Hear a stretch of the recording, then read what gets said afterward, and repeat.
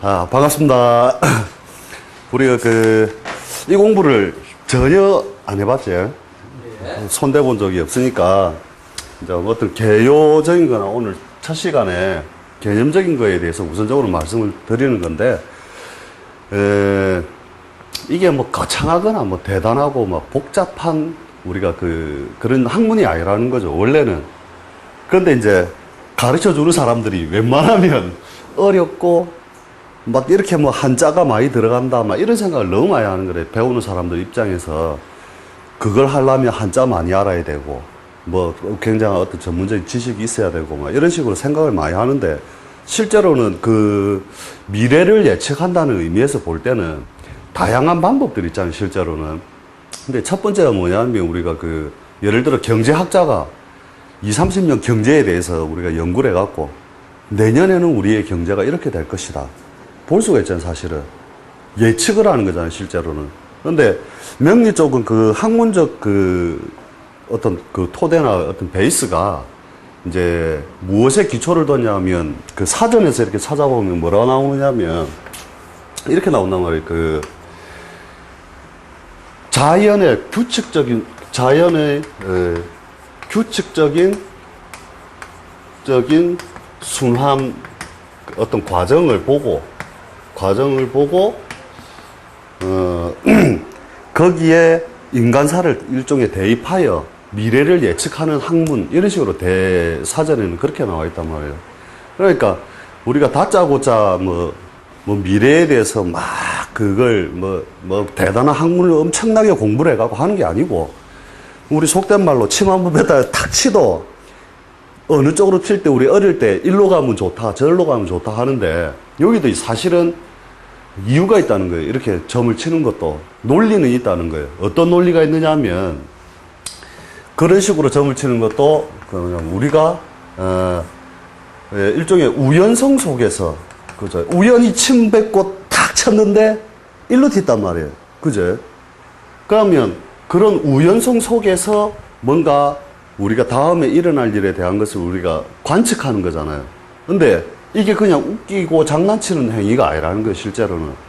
뭐냐 하면 우연성 속에서 뭘 찾느냐 하면 필연성을 찾는 거거든요. 이 과정이 있다는 거예요, 실제로는.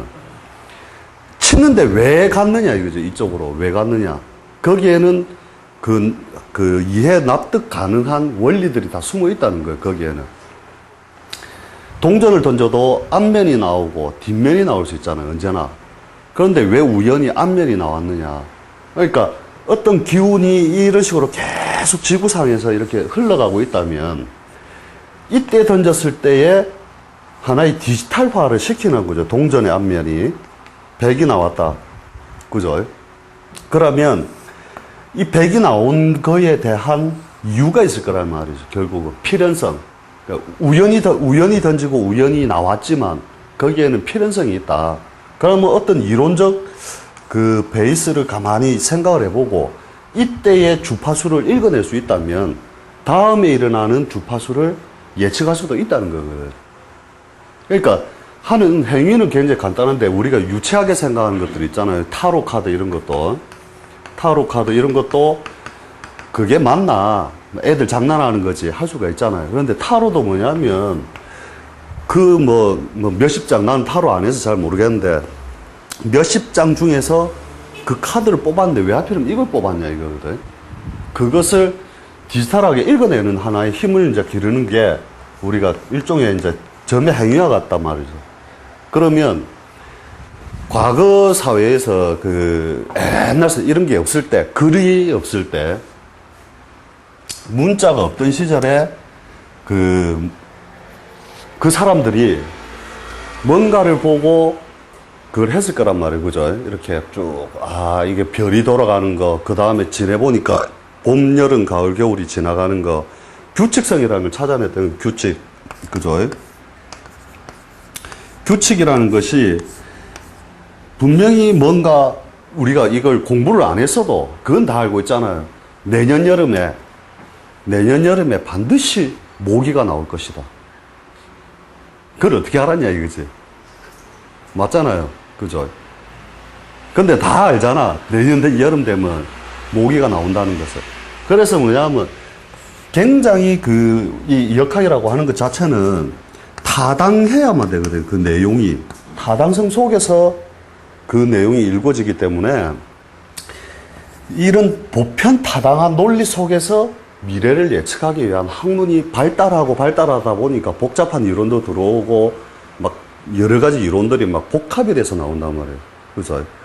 그런데 이 논리를 자기가 알게 되면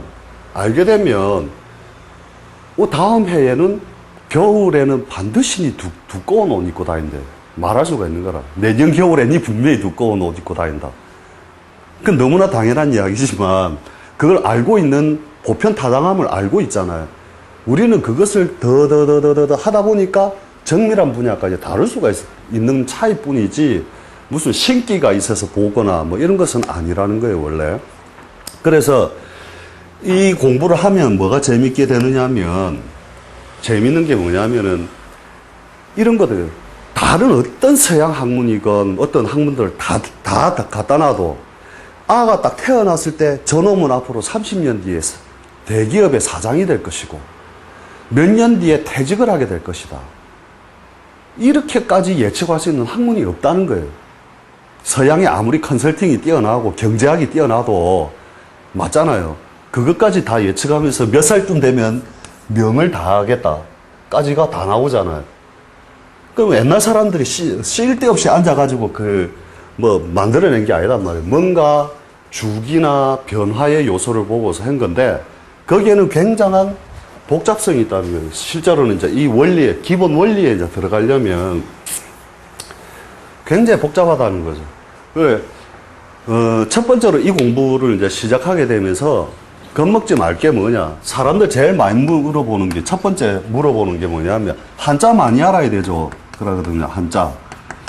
제가 이 공부를 해보고, 이제 그 질문을 하도 많이 받으니까, 대충 살려봐서 이 몇 자쯤 해야 이 공부를 할 수 있을까. 해보니까 200자가 딱 안 되더라고요. 200자 중에 거의 100자 정도는 원래 우리가 알고 있어요. 신문에서 뭐 몇 자 이렇게 읽을 정도면 100자는 공짜로 먹고 들어가고 100자는 외워야 되는 거라. 외워야 된다. 그러니까 100자도 안 외우겠다. 이러면 의욕이 없는 걸로 하고 그냥 다음부터 안 들어오면 된다 이거죠. 당연히. 근데 이 정도는 지나가다 보면 반복에 의해서라도 저절로 외워지거든. 자꾸 그 글자가 똑같이 나오기 때문에.